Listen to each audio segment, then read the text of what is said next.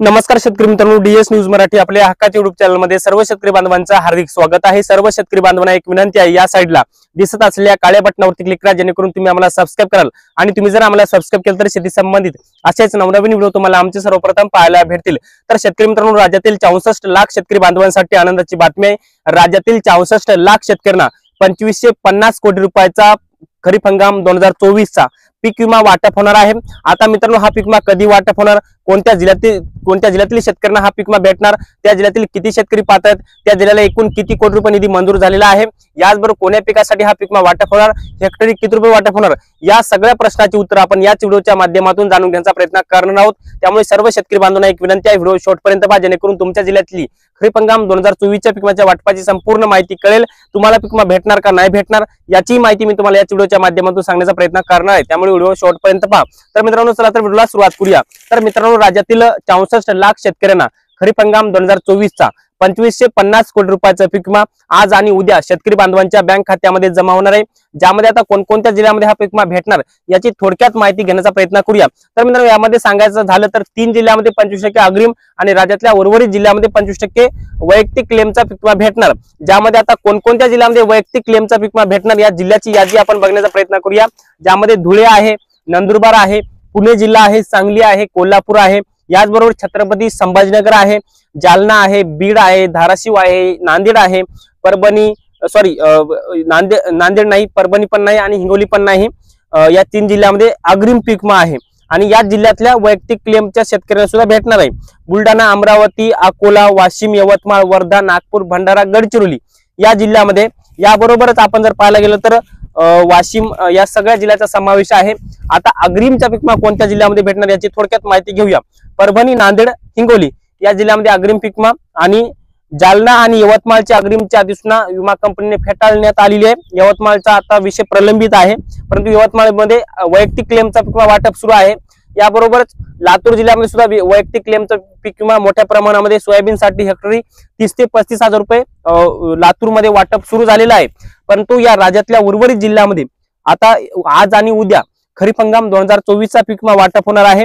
आता संपूर्ण अपडेट जर आपण पाहायला गेलं तर जवळपास 22 जिल्ह्यातील ही संपूर्ण अपडेट आहे। सगळी राज्यातल्या 34 जिल्ह्याची व्हिडिओच्या शेवटी सांगणार आहे, परंतु 22 जिल्ह्यामध्ये आपण जर पाहायला गेलं तर 2197 कोटी रुपयाचा पीक विमा वाटप होणार। ज्यामध्ये स्थानिक नैसर्गिक आपत्तीतून 1455 कोटी, त्यापैकी 96 कोटी ऑलरेडी वाटप झालेले आहेत। हंगामातील प्रतिकूल परिस्थितीसाठी 705 कोटी, म्हणजे ते 705 कोटी 25% अग्रिमसाठी आणि त्या 3 जिल्ह्यामध्ये। आता हे 705 कोटी कोणत्या कोणत्या जिल्ह्यामध्ये भेटणार याची थोडक्यात माहिती घेऊयात।